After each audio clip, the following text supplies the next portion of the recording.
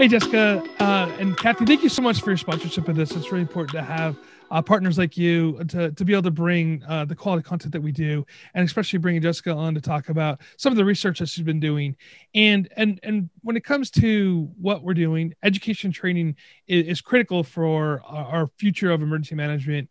And I think this is kind of what we're going to get into here a little bit with Jessica. As well as I teach as well, I think that's important.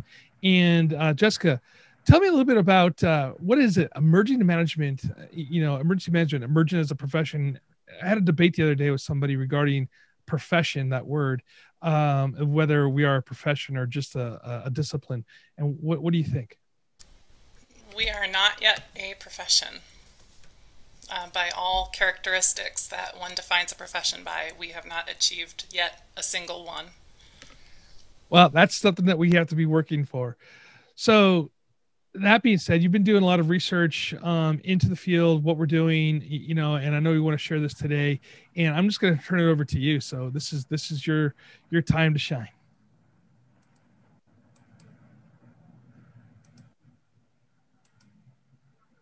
I'm going to share my screen here. Just give me a second.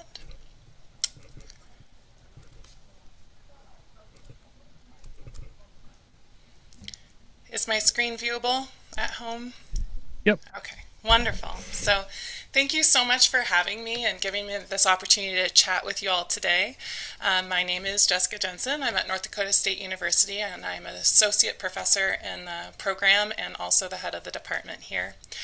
We offer minors, bachelor's, master's, and doctoral programs here at NDSU and work really closely with our partners in practice all over the country. And really, because we have all of these levels of degree programs and because we work so closely with our partners in practice, we find ourselves doing a lot of research about and having a lot of discussion about some really important questions, such as, is emergency management a profession? What does it need to do to achieve the status of a profession? Why would we want to do that? And so today I'm going to share with you some of my work that's taken place over about a 17-year period. Actually, soon I'll be able to say 2 decades, a 17-year period, and share with you kind of where I began, why I became very interested in this issue of profession, this issue of what emergency managers do and what an emergency manager is, and how my interest has increased over the years, the questions it's led me to ask, and really the answers that only you all who are listening can provide. That won't be something I can do. I can raise the questions and engage in dialogue with you, and I'll be very eager to hear your thoughts and your questions at the end. So without further ado, 17 years ago, as I began doing research in this field, I wanted to better understand what these words emergency management meant. I mean, I was a graduate student, and I knew that I wanted to understand disaster stuff. I wanted to understand hazards and disaster positions and how they existed in society. And at that time, I actually thought I wanted to go directly into practice and never entertained the thought of becoming an academic.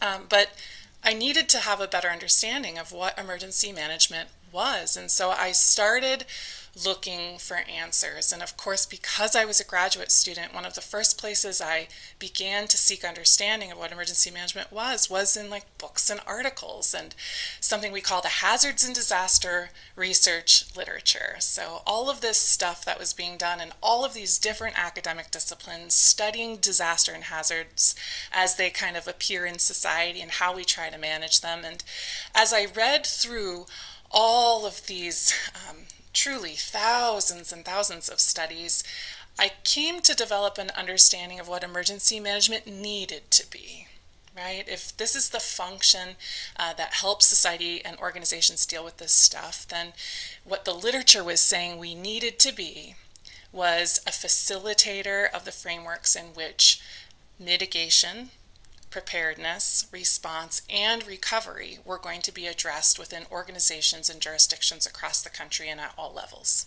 That's what we needed to be. with a particular emphasis on mitigation and recovery as incredibly important areas of focus that emergency management really needed to expand into if we were to really see a change in the way hazards and disasters impact people in our communities and our organizations. And so I thought, well, hey, shoot, that's great, right? This is good because emergency management is declared by professional organizations like IAEM, the International Association of Emergency Managers, like FEMA, the Federal Emergency Management Agency, like NEMA, like others. It's declared to be the facilitator of the frameworks for mitigation, response, recovery, and preparedness. It's said that it does all of those things. And so what a wonderful marriage. You have this incredible need that's being described in the hazards and disaster research literature that says we need to be doing this with a particular focus on mitigation recovery. And heck, emergency management says that's what it does, right? This stands a little bit in contrast to what emergency management is mandated to do, particularly within a state and local framework, where as different disasters and hazards have happened over the history of emergency management, brand new regulations and requirements emerge after, and all of a sudden people have to shift their focus in the field, looking at whatever's hot, right? Whatever Congress cares about, whatever money is coming to support, and turn their attention oftentimes away from some of the real needs that existed within their organizations and jurisdictions. And so, that raised some questions for me, right? If there's all these different mandates coming out and they're shifting our focus in these different directions back and forth, we're not able to maintain or sustain activity in certain areas, and yet we need to be all these things, and we say we are we? Is emergency management really doing all of that stuff? Why or why not? So I'm trying to forward to the next slide. And Todd, I don't know if you can hear me, but it is not moving forward. So maybe I will go out of presentation mode. I don't know if you all needed to control it maybe. No, you got the control, so it's... Okay, then we'll do this. And it is not ideal, but hopefully you all can see it all the same. And I'll make it bigger. Is that an adequate... I think that works. I think that's a good workaround, right? Yeah, well, got to do what we got to do in emergency management, right? Be flexible. So with those interests and those questions and with that curiosity, I engaged in a series of studies. What you see in front of you are a number of the publications that resulted from those studies, and it's really just a few. I began by looking at NIMS as it had just been mandated and looking at what rural county emergency managers and large county emergency managers in the Midwest thought about this system and the extent to which they thought that the focus was the right focus for the time, that the system was the right system, particularly with its requirement for ICS, for the needs that they had in their jurisdictions, for the kinds of events that they saw. And in the process of asking questions about that and getting their perceptions, I learned a lot about their life, right? Their work, what they do, and how it is, in fact, different from this broad, fully engaged, equally engaged position in all of these areas of mitigation, preparedness, response, and recovery. In fact, they were primarily focusing on preparedness and response, and I found that interesting, and I found the reasons why interesting. And then I kept doing this research and continuing studies on the incident command system, on the national incident management system, looking during events, looking in day-to-day, blue sky times, looking at volunteer firefighters and fire chiefs, and how they engage with the emergency management system and emergency managers, and so on and so forth. And as I went through all of these different studies, I learned that emergency managers are working in, particularly in local government, in incredibly difficult contexts. They're not very well supported by their elected officials often. They're not very well supported with staff, often not even full-time employees themselves.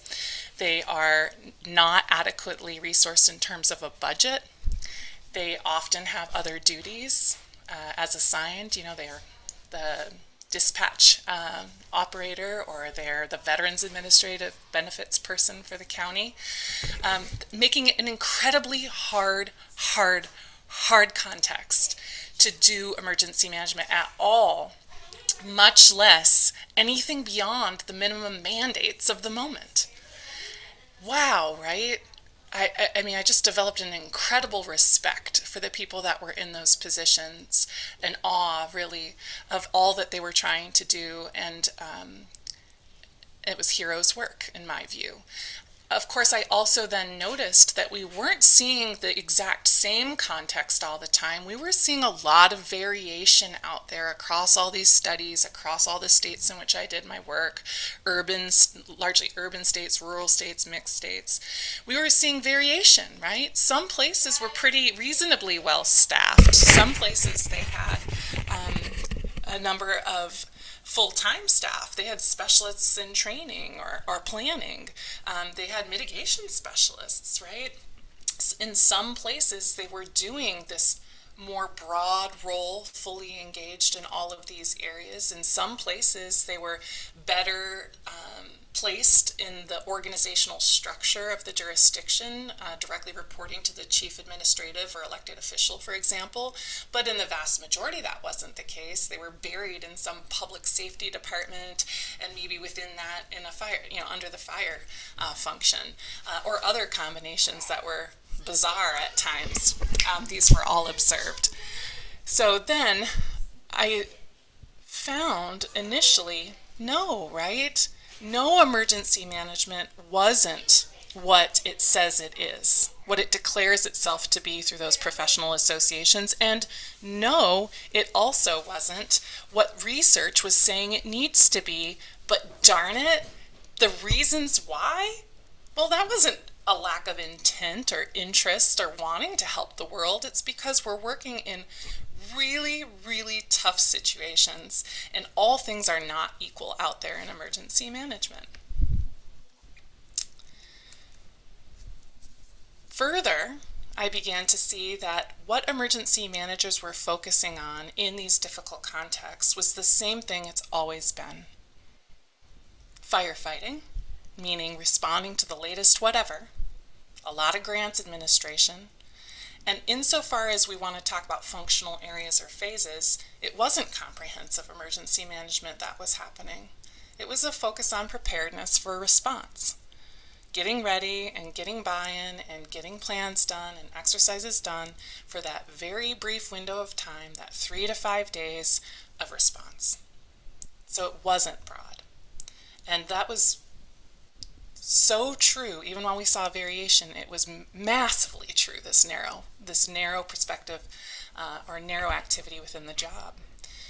And then further began to see that there really wasn't any sort of standard. There wasn't any sort of standard in terms of the background that people had in the positions in local government, beyond, of course, that traditional background of military, fire, emergency medical services, or law enforcement. So that first response military background, that was there, but the folks in those positions were not just bringing that experience to the position. They had, in many cases, bachelor's and or master's degrees, right? In some cases, even a doctoral degree in those positions. There was just no standard, right? Emergency management, doctoral degrees, master's degrees, bachelor's degrees certainly weren't prevalent or widespread, right? And we weren't really seeing any uniformity in terms of the training that they were bringing into the positions. Even if you look at the state credentials, right, the certifications at the state level through associations or state agencies or as a shared responsibility, there's quite a bit of variation there from state to state in terms of what's required to get that. We began to measure across these different studies the extent to which people had achieved the Certified Emergency Manager certificate through IAEM, or if they had later, the AEM, the Associates of Emergency Management, we began to look at job descriptions and what was required, and position descriptions in terms of what they said the job was. And while there were, in some states, within a state, you could sometimes see some similarities in terms of position descriptions, the requirements for the job.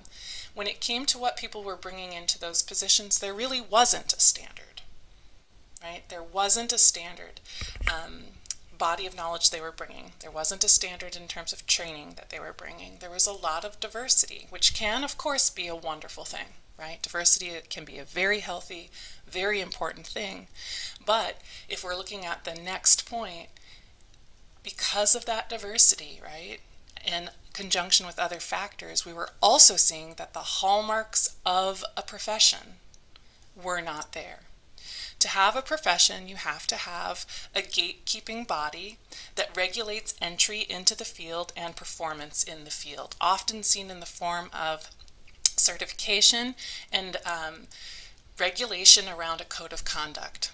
Now, while IEM has a certification, it is not required for entry into positions, and IEM does not have regulatory authority in terms of designating who's in and who's out of the profession.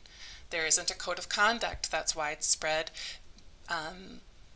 within the community of CEM holders, much less across those who do not hold it. There isn't a theoretically specialized body of knowledge, which is in professions delivered through academia, that you must demonstrate ownership of in order to enter the field. We don't have that, right? And there are other features. So as I began to study what I was seeing, right, with respect to my interests across all of these different studies and seeing that these hallmarks weren't there, it just again led me to say, no, the way that we're describing ourselves through IAM, through FEMA and others, may be what is needed. It may be what it takes to turn the tide in terms of how disasters are manifesting in our organizations and communities. But no, it is not what we are doing. And no, we are not yet a profession. But that need, right? I mean, in the last 17 years, think about all of the events that we've seen in the United States and beyond. The increasing severity, the increasing number of impacts, the increasing cost, the increasing amount of time where communities are languishing in recovery, the increasing numbers of businesses, small, medium, and large, that are suffering significant setbacks, even while some industries thrive after disasters. That need continues to go up and up and up, and we have human beings in positions that are designed or intended to address that very need, or at least help organizations and communities do just that. And so I came back to this quest, right? I feel like this calling, I mean, kind of like I'm in Dungeons and Dragons or something. Like, I really want to know, what are the pieces that it's going to take? Where is it that we might see greater engagement? Where is it that we might be more involved? What can we learn? How is it that we can get to this place of profession, which I really do believe then allows us to address some of those contextual elements, or at least talk back, or as my daughter says, clap back against the knee-jerk reactive policies that have us moving attention and focus and effort all the time. Allow us to argue for greater resources. Ensure that we're valued and put in organizational placement that's useful and effective within our organizations and jurisdictions so we can affect change. I mean, I was just really driven to continue exploring these questions. And so where things actually got really interesting for me is when I began doing research with a number of my graduate students with county emergency managers across the country. And what we wanted to know is, what did they understand recovery to be? Given that this is where we were seeing so many of the problems, particularly, attention was raised to this after Hurricane Katrina, right? However, so many more events had preceded Katrina, and so many had come on its heels. And where were emergency managers in this conversation? Did they It's one thing to be focused on preparedness and response because you're in a crap context and you're just mucking it out and doing your best. And it's another if we don't really see ourselves in that in the first place, right? If we think, well, maybe that's not what we should be doing, or maybe we don't feel that we're qualified to do that work. And so that's what we wanted to explore. Were emergency managers knowledgeable about recovery? Did they have a shared understanding from county to county to county of what recovery was, entails, how they could fit in, how they could help? And what we learned, and granted, please keep in mind this research was being done in 2012 and 2013, so times have changed over time. But at that time, across multiple states, emergency managers did not share, could not articulate a definition of what recovery was and entailed. They couldn't do it. Now, again, please hear me again. I consider emergency managers heroes. I don't know how they could, especially when they're coming with different backgrounds and they're just doing the best they can every day. So this is not a judgment thing. There's a world of need. We say we're this. Are we and can we? So in this initial instance, right, we could not find shared definitions. We did not find deep definitions or understandings. And when we begin to explore whether they were involved in recovery as disasters occurred in their jurisdictions, the answer was always yes, right? The answer was always yes. Then we began to probe. How? How are you involved in recovery? What is the work that you're doing in recovery? And in 2012, 2013, so again, at that time, emergency managers were primarily involved in paperwork. They were primarily involved in paperwork related to reimbursement, damage assessment, public assistance project paperwork, environmental, historical, cultural stuff. And then to the extent that they were involved working with partners, it was to some extent connecting people and agencies to one another for the purposes of resource sharing. But was it facilitating the framework in which recovery was happening? Was it bringing your knowledge and expertise about federal funds and programs that were available in the recovery period to your community so that they could leverage them in light of what the community wanted to do? Was it coordinating recovery tasks across different areas of impact the community had experienced? Was it coordinating a recovery plan for the community? No, it wasn't. It wasn't any of those things. And why? In part, it was because emergency managers felt that they did not have the technical knowledge and expertise to do it. There was a little bit of that. There was an acknowledgement of that, but that was not the primary driver. I've never met an emergency manager who wouldn't try anyway, right? And who wouldn't get the knowledge really quickly, because that's who gets hired into these positions. Amazing people, right? But why didn't they? They didn't because the empowerment, the demand from the community and the leadership wasn't that they do that. The resources weren't there to do that. As response gave way to short-term recovery, their involvement lessened. As the community went to long-term recovery, it was primarily paperwork. And the communities addressed the coordination needs in other ways, outside of the emergency management office, because the emergency management office and its personnel were supposed to return to preparing for response. Todd, I don't know, I just saw a question appear. Did you want me to address them as we go or wait till the end?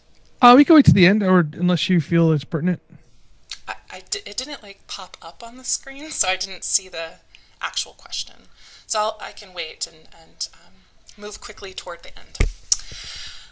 I began to continue on this line of research, looking at sustainability. Where did it manifest in people's jobs, since sustainability is most directly impacted and most enduringly impacted in mitigation and recovery.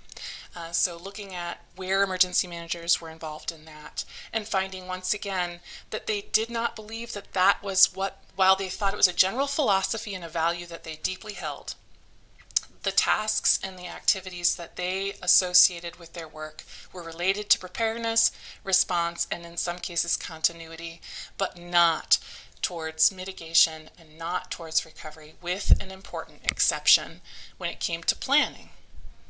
which is an amazingly wonderful thing where we bring together the people with the power, the resources, and the responsibilities, right, and the knowledge to plan for these areas. So they were helping their communities explore sustainability in mitigation and recovery when they were involved in planning, but otherwise they weren't broadly engaged in that work. And so then we wanted to know, well, where else is it happening? If coordination isn't happening within emergency management for recovery, what does that look like and where is it happening? And another colleague and I did that work, exploring where that was happening. And I won't go into detail here because it's not pertinent to this conversation, but it did lead us to consider what the National Disaster Recovery Framework was laying out as the vision for how recovery is supposed to work and work better in the United States than it had historically.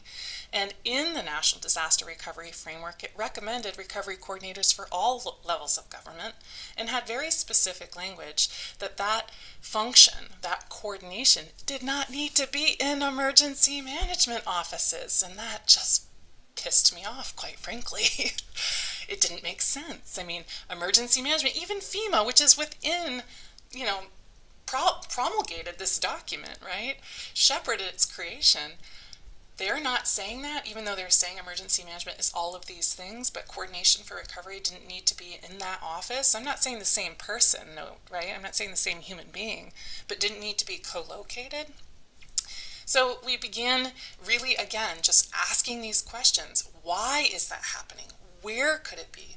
What is needed? If recovery is the need that we need to be paying attention to, and emergency management is the vehicle that could get us there, what needs to happen, right? Like, what needs to happen to turn this ship around?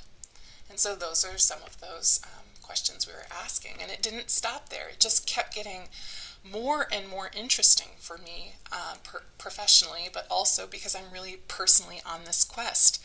When I learned about the Rockefeller Foundation, a colleague and I, funding all of these resilience officer positions across the country. I don't know how many of you out there are familiar with that, but the Rockefeller Foundation put a lot of money behind this initiative and funded resilience officer positions in major metro areas to develop resilience plans that had goals and actions and metrics, and those humans were not only to help facilitate the development of a resilience plan, but then to also do the work of engaging the right partners and relationships and addressing policy issues that underlie some of the mitigation challenges the communities were seeing or the recovery problems, even getting to some root causes.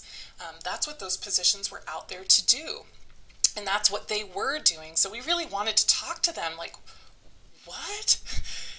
Where's emergency management in this discussion? Why, when we have emergency management that's underpaid, understaffed, right? Like, not well equipped for the job that we have, and it already exists to do this work, why are we creating new positions, paying them a lot, right, and giving them a big budget, and then putting them in the office of the top administrative or elected official? I mean, man, it made me so irritated. Still, can you tell? It makes me mad. Why are we doing this societally? This is just so self-defeating when emergency management is there. And so we talked to them, right? Like, we talked to these resilience officers across the country. Like, how do you work with them? First of all, what do you do? And how do you operate in the space, and what is your job? And there's a lot of crossover with what emergency management professes to be and says it should do, from external facing relationships, boundaries spanning, connecting people and resources, planning, and then this focus in most of these jobs in the hazard space on mitigation and recovery, long-term recovery. So how does this happen, right? How does this happen? How does this happen within government? And I'll move this because I was supposed to be giving you a slideshow presentation, and so realizing now you can't see what I intended you to see. That was supposed to slide in on top. But what they said is, we're just doing something that was unaddressed in our jurisdictions. Each position became somewhat unique, shared characteristics, but they had their own little local flavors to the jobs. They stepped into a vacuum. They stepped into an area of contested space. There was no one who professed to do the work of mitigation and recovery. We asked them, did you meet with emergency managers? What they'd have to say about that. They said, we're not doing that. Great. We don't do that. I'm glad you're here. That surprised me. But then again, it made kind of some sense, right? Underpaid, under-resourced, under-equipped offices that are buried in bureaucracy, right? Who are just trying to get it done and respond to the latest thing. Well, yeah, okay, right? That makes sense. You're just glad because you care about your community that somebody's going to be doing this. But at the same time, from a problem-solving perspective, this is not ideal. It's not ideal to see these positions emerging outside of emergency management, to see them treated so differently from emergency management. So we wanted to know, why is it that at least then those positions didn't emerge within the office of emergency management? Why is it that that didn't grow and expand within the offices that were currently there, even though they hadn't been doing that work? Well, according to our interview data, the perceptions of emergency management within the jurisdiction actually drove that decision. And fair or unfair, right? And a lot of it's unfair. The perception of emergency management is that it's extremely narrow in focus within these jurisdictions that have resilience officers. All they do is command and control. All they do is response. And they weren't saying that in a critical way. They're like, they're really good at doing what they do. When the lights and sirens are happening, they're really good at stepping in. They're calm. They help us understand what we're supposed to do. They make sure we're working within a system and doing the right paperwork, that we're planning. They're really good at that. So then the question is, couldn't they have done more? Couldn't you have worked within their space? Oh, no, no. We wouldn't hire an emergency manager to do resilience work. They don't have the skills and the knowledge required to do resilience work. And that was kind of like a gut punch, right? Because it kind of resonated with what I saw with the sustainability research. It kind of resonated with the recovery research. It kind of resonated with what I had been learning about how we weren't manifesting these characteristics of a profession. And it seemed related then to, we're declaring ourselves to be one thing, the need is there. A profession can be a vehicle for delivering on what we say we are and what we need to be. But not only are we not well equipped and resourced where we're at, we're not being perceived to be that vehicle. And that, that sucks, I think. It sucks for us. It sucks for the solving these complicated and important problems. And so that I just found that to be an important beginning. Here's the thing y'all need to know though, right? Resilience officer positions aren't taking over the world. They don't exist in many jurisdictions after that funding went away. Not a lot of jurisdictions supported them. Many did. And there are more jurisdictions that have them now that were never part of the Rockefeller funding. So they're out there. But you're not going to be shocked to hear they're in primarily large urban areas, right? They're where they have resources. It's where it's a political concern. They're particularly in places where climate change is a present political priority, right? So there's no, emergency management is not threatened nationally or internationally by resilience officers. They're few in number. It's not going to challenge the existence of emergency management as it is today at all. So then more recently, I wanted to continue to probe this. And so I engaged a national random sample study of county emergency managers in the United States. And I wanted to explore a variety of things. So I gathered data on a number of topics. But what's pertinent to our conversation today is I wanted to explore their task involvement in traditional and non-traditional tasks. So I wanted to see, is it true that we have an actual bias in our work in terms of the kinds of things we do day to day?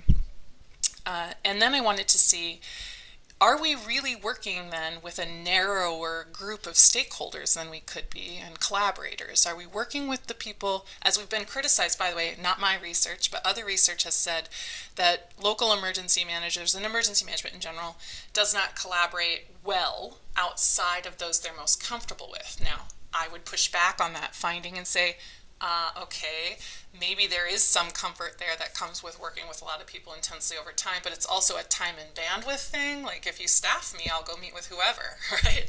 So, I mean, there was always that element. But anyway, I just wanted to see, who is it that we're meeting with? Who is it we're collaborating with? What are the kinds of tasks we're doing? Is there really this bias in terms of who we work with, where we spend our time in terms of tasks? And I will once again move this for your benefit. And yeah, the answer is yes.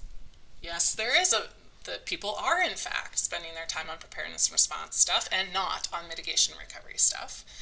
And they are indeed working with a narrow set of what I would call more traditional collaborators, right? First responders and public works and so on and so forth, and not some of the organizations that would be involved in addressing root causes in communities, not the agencies and departments that would be most prevalent, most visible in mitigation and in recovery. Now, of course, there's variation, right, in that. So there were places where there was more broad task involvement, where collaborative engagement was more broad. But there are variables that predict, there are variables that explain when we see more even distribution of task involvement and more broad collaborator engagement. And that can wait for a future conversation, but you won't be surprised to learn that some of the things involved with what we do has to do with empowerment, what our jurisdictions want people to be doing. That has a big influence on what they actually do. So does staff size and other things that won't surprise you. Why was the caution symbol on top of my slide? Well, the caution symbol was simply on top of the slide to say that due to COVID, the participation was not as broad as it needed to be to have a statistically generalizable set of results for you. And so what it really is telling us is a hint. Just like the other study on resilience officers are no threat. The findings here, they're not generalizable nationally based on the sample that I had.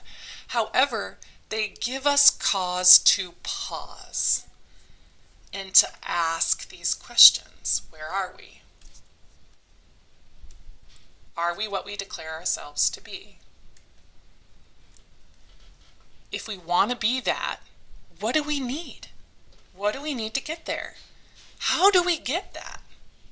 How do we ensure that we can do this work if that is what emergency management wants to be, and goodness knows it's what's needed?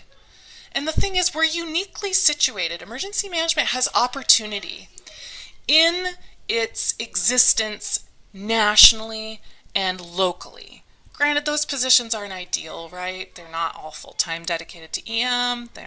We've been talking about the challenges in those contexts. But those positions are there. They're there. They exist. They're perceived to be very narrowly of value for a very short period of time for an event that might never happen, right? In a lot of places, that's limiting them from taking advantage of this opportunity. But we're there. We're at all levels of government, emergency management is. There are people working in emergency management positions in many state agencies, not just in emergency management agencies, in most federal agencies and departments. There are people doing hazards and disaster work in businesses, I know, because they're hiring our graduates all the time. They're working in domestic and international humanitarian assistance and voluntary organizations. These positions, people doing this work, are everywhere now.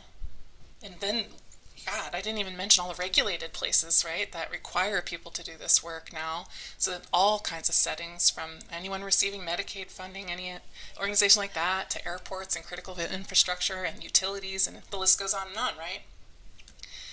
And yet we don't see ourselves as one community. We don't see those positions as all bound together in doing similar work for a similar purpose, right? We don't see ourselves that way. We don't market ourselves that way. We don't work together that way. We don't have conversations about these critical questions that way. And so for now, we see ourselves in emergency management primarily, not everyone, but primarily as a government position, and the emergency management title is primarily a local government position. So after all this research, and I'm wrapping up, and we're going to do questions, we really have two paths that I see ahead, and I can't decide what the paths are, or like which path is taken. I can only bring attention over and over to what I see through my research over and over and again. And what I see is a potential path forward for us. If we look toward the bottom, the gray arrow, we can stay narrowly focused because we work in crap contexts and that's the best we can do. We can stay under-resourced because, dude, that's the way it is right now. We can continue to see incredible variation in how valued EM positions are, where they're located within their jurisdictions, how they're treated, how all of it, right? And we can continue to see the gaps because that's the status quo. That's where things are at. That's how it is. I see another path forward for us. It's something I've been addressing over and over again, and often it really does make people upset, and I understand why. I really do. But we do have the option to do the work, to say this is what an emergency management professional is. This is what background that person needs to have in the training, education, and skills they need to exhibit to be considered that position. Dang, that's going to be painful, right? We have such an incredible diversity of people in the positions bringing a wealth of experience, information, and knowledge, and man, do they work hard on behalf of their jurisdictions and to catch up and get all the knowledge they need to. And goodness knows we make that so hard to do. So it would be incredibly painful for this field to go through that change and to ask, do people working in business settings, in utilities, in hospitals, in universities, are they also part of what we do? Do they also need to share these characteristics in terms of knowledge, background, and so on? And do we want to move forward with CEM? Do we need to press forward with that and make sure that it's something that's accessible, that it sets a standard, and that IEM is empowered to be the organization that we would need it to be to regulate this field?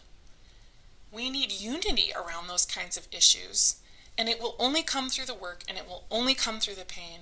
And at the end of that rainbow, right, is the value. Is being perceived to have value, is being perceived to have a clear identity, is being perceived to be of value day to day and in disaster situations.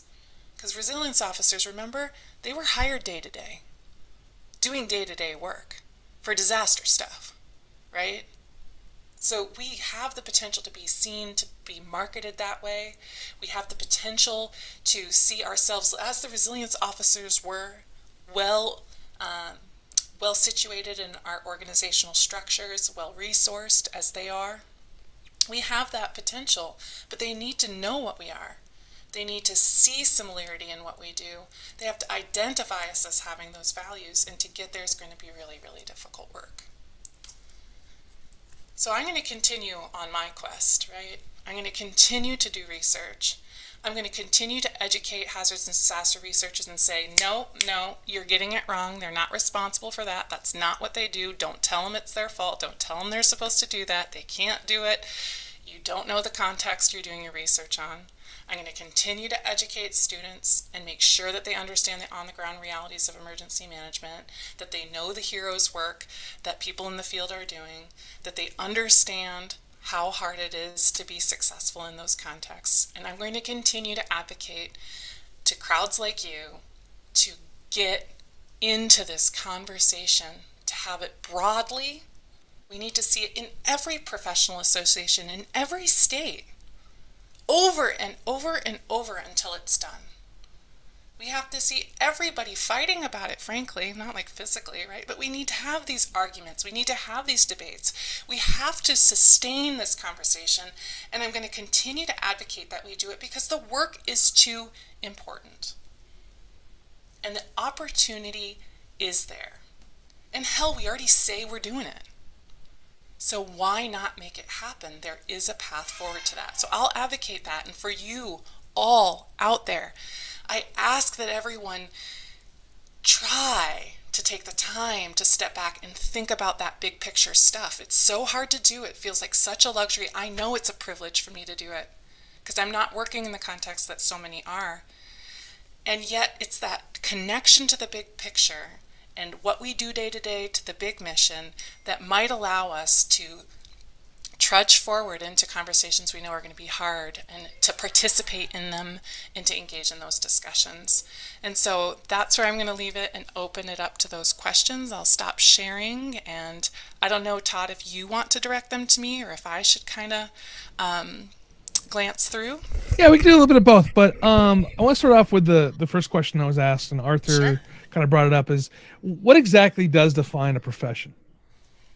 Yeah, okay, so there's a lot of different terminology is used out there. It depends on whose work you're reading, but autonomy is a very big one. So you need to have autonomy in terms of saying this is what the tasks are, this is what emergency management is, this is what makes emergency management what it is, regulating entry into it, autonomy and being able to do that, and then regulating the performance while you're in there. Like if you think about the medical professions, right, you can get kicked out. If you think about lawyers, you can be kicked out. There are associations that manage that, right, for those professions. So we don't have those things. We don't have the theoretical body of knowledge that is critical. It has to be shared, and it has to be expected that you demonstrate ownership to enter the field. You have to have a code of ethics, and the list can go on. And there's going to be some variation in the terms that are used to describe those ideas, but those are the basic ideas. So we worked on the code of ethics. Carol, your colleague led the way with that, and I know we were implementing those. So are we on our way to becoming a profession? There are a lot of people out there who care about this, right? It's not just like me. It's probably all of you who are listening today, right? Like everybody cares about this. There are people who are trying in pockets to do things, and the hope is that those code of ethics become adopted across emergency management, right? But what we need is unity. What we need is collective purpose, and we need to work together toward that. And frankly, stop engaging in some self-defeating behaviors. So progress is made in pockets, but pockets aren't professions. Professions are professions. They're widespread. They're identifiable, right? It's not a project by a few people. Now, hopefully the code will become broadly distributed, and it's going through a feedback process now. So if you're interested, folks, I can connect you with that resource. You can provide comments and feedback. But that needs to happen, right? It needs to get to that stage, and we're not seeing that happen over time. We're not seeing these things become pervasive. So Arthur goes and asks, why is ANSI or EMP 5 2019 not a standard for EM? Yeah, good question. That's a good answer. Yeah, that's a good question, right? I mean, like, I think that's one of the things that gets into, we talk about standards, and one of the reasons, and I've said this before, and I'll say it again, that the CEM definitely isn't the answer, all answers to what we're doing as a profession, but it's a starting point. And I think we need to get, I definitely think that we need to, as if we can't call it a profession, right, as is going to that direction, is to have those standards, and maybe we should be tighter on them and make it a little bit more difficult to go through the process. I don't know if it needs to be like the bar exam or not, but I mean, we're talking about something that's, we're making decisions that are life safety decisions. Yes, I agree, and I would just add right now, take this opportunity, seize the opportunity to say, as long as every state is certifying, why is the CEM relevant? But not every state is certifying. Most of them are. Right.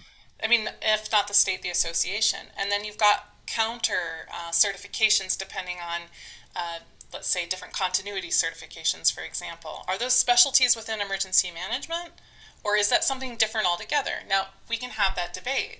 I'm just saying right now there's tons of different competing certifications, and you don't need to have any particular one of them across the United States. You need to have what's expected there at the time for that position. And so that's an issue, right? So is the CEM a good example of something? Sure, but so is a state association certification, you know, and right now they compete and they're not the same, and they're not producing someone who has the same background. And, you know, that being said, Arthur keeps going on, and he was very active in the chat too. If you guys haven't been looking at the chat at all, you should go in there. He asked, what about the principles of emergency management as a foundation? And we can go to that, to the core competencies that FEMA has put out, you know, and another colleague of ours from Long Beach State, you know, was really instrumental in putting that together. What about that? Why aren't we looking at the core competencies or the principles of emergency management as a foundation for what we do? I'm going to set aside the core competencies entirely for right now and focus on the principles of emergency management.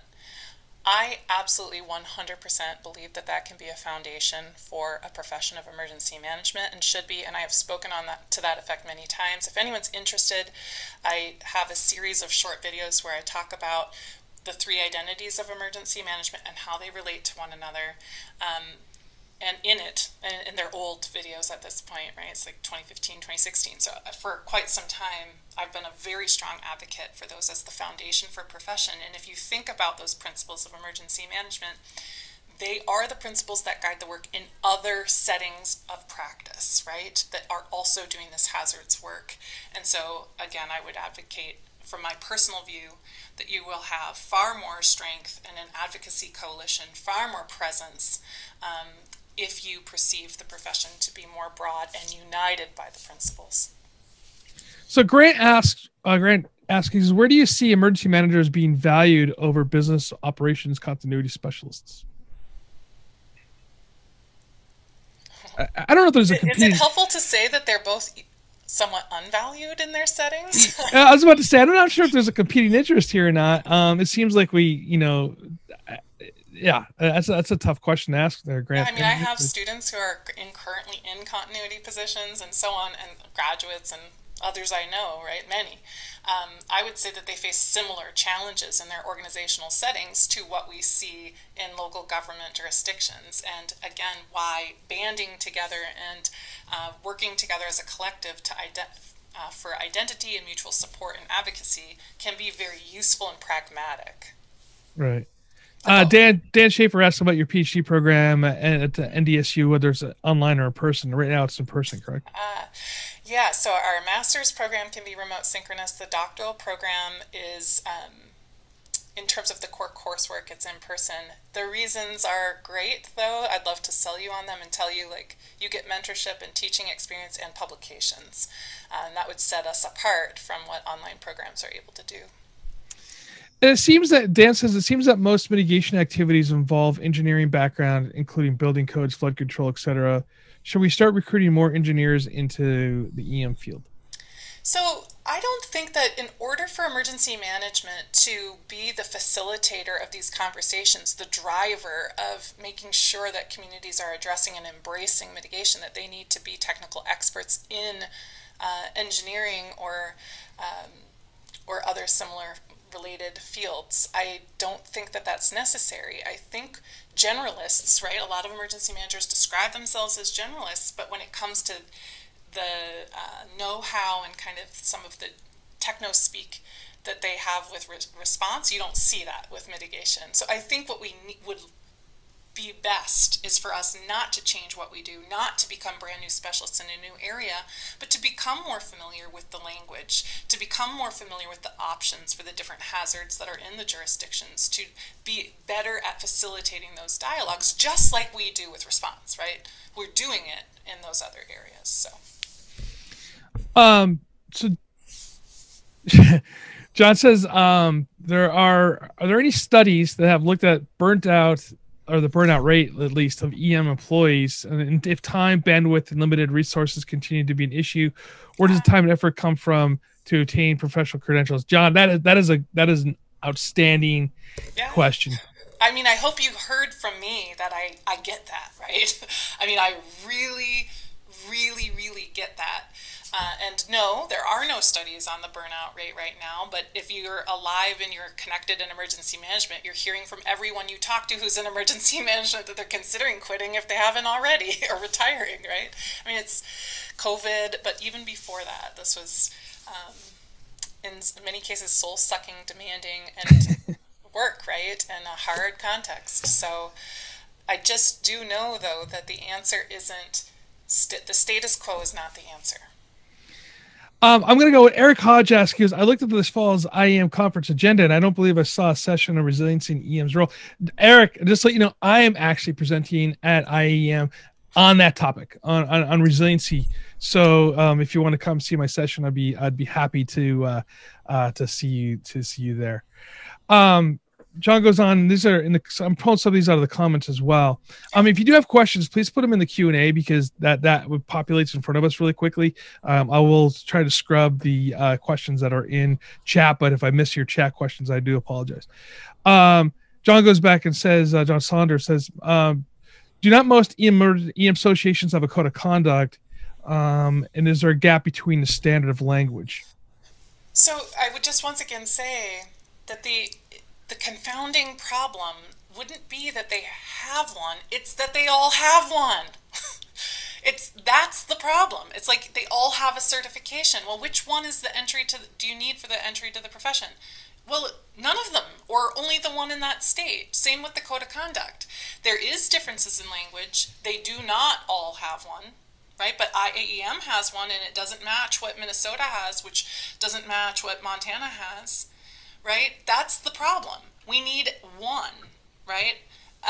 And I have ideas. Like, I don't think all of this is as difficult and as impossible as it can feel sometimes in these overwhelming and difficult conversations, but there are ways that we can achieve progress more quickly, like a federated structure between IAEM and state associations, right? Where they are all united.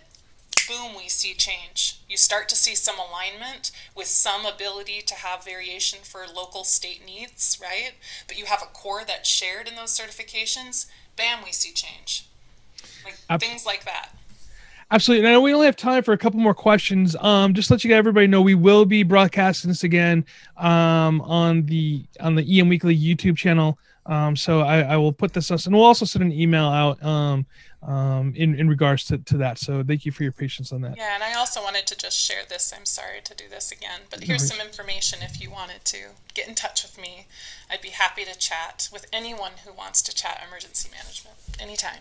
I'm going to finish these few questions that are in the Q&A area here. Let me just kind of get through here. So one of the questions is I see an issue. This is from an anonymous attendee. I see some issues with, to me, the actual connection within the community as well. Connections to stakeholders don't seem to be a concern from where I am now, but I've seen great ties of other communities. Do you see this as lack of visibility and connection as a barrier to growing the field as a legitimate profession? That's a great question. Yeah, actually, I think that there's two issues, right? There's two issues. One is we cannot stop acknowledging the difficult context that people are working in that limit their time and availability for doing collaborative external facing work. I mean, how are you supposed to make time to do that if you're having to constantly do grant stuff and paperwork, you know? I mean, it's just, or some other regulated focus, right? It makes it very difficult to be driven by the vision of what the field is and needs and what your jurisdiction needs and do that work when you have to constantly narrow your focus on the issue of the day, right? On the other hand, there's a reason for us to entertain some dialogue about our comfort in working with the broader range of partners if we know the kinds of conversations that would be useful to have with them, particularly if we don't have a long history working with them. Do we understand where they fit into these pictures? And I don't see us having had a lot of conversation about that. So we do see that variation, I think, that the person who posed the question was addressing, right? Some places you're seeing broader engagement, some places you're seeing deeper relationships, and frankly, some places they're doing, for those reasons, better in mitigation, and they're doing better and faster in recovery, right? So I think we need to have conversation there. We have power and control there, right? We don't have control in the context. We have power and control over asking those questions and exploring those issues. So we can do better if we want. I'm going to combine a couple of questions. I know might not ask or answer directly some of the questions. I'm sorry for those of you that I'm going to just mash them into one because of time issues. But a lot of them were dealing with standardization of curriculum for qualifications, about EM certifications.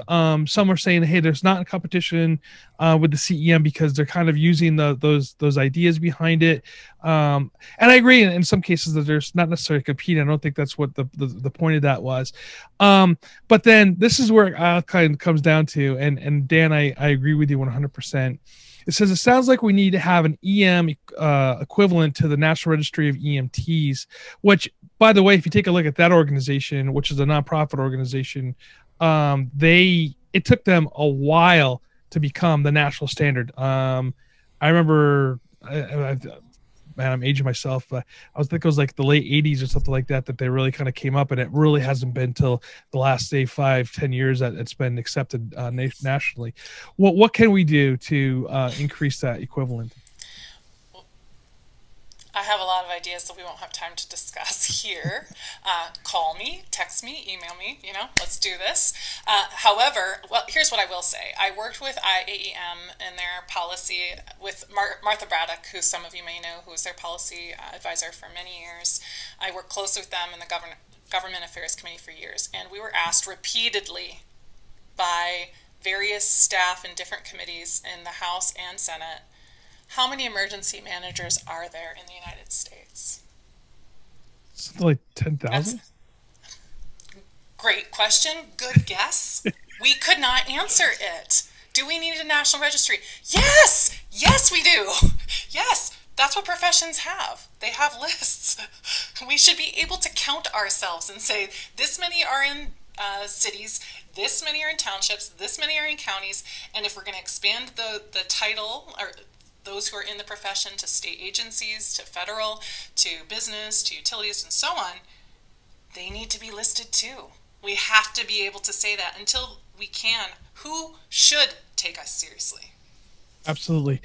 All right. Well, we ran over. I do apologize about that, but there's a lot more questions that are out there that we haven't been able to get to. I'll send these over to Jessica, and maybe we can do a follow-up on the question and answers and sort of put that out as well. All right, everybody, thank you so much for your time, and thank you for joining us today. I know that the room got full really quick, and there's some overflow as well, and we'll be addressing those issues. And hey, everyone, again, we're going to be having some more of these next month. Let me bring Kathy back in to the fold here. Next month, we'll be having the Mid-Atlantic Center on talking about the ESFs and the lifelines and some of the work that they've been doing on that as well. And looking forward to the July webinar as well. And don't forget, in August, we are having our combined EM Weekly Speak and Spark, EM Spark Speaks event with Eric McNulty talking about meta leadership and how that goes. So Jessica, thank you for your time.